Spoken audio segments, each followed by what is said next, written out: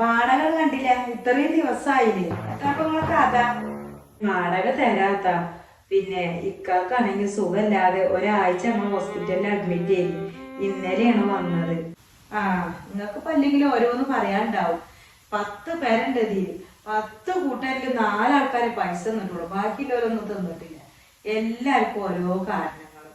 എന്റെ മകനെ ഇത്രയും വലിയൊരു കോട്ടേഴ്സ് ആക്കി കെട്ടിട്ടിക്കണത് എന്തിനാണ്? ഇമ്മാക്ക ഇത് വരുമാനം കിട്ടിക്കോട്ടെ ഇറങ്ങാൻ. എന്നിട്ടിപ്പോ എത്ര വരുമാനം കിട്ടിയത്? ഈ ഒരു ഭാഗത്തുള്ളവരൊക്കെ വാങ്ങണത് 10,000 15,000 ഒക്കെയാണ് പേരന്റെ വാടക വാങ്ങുന്നത്.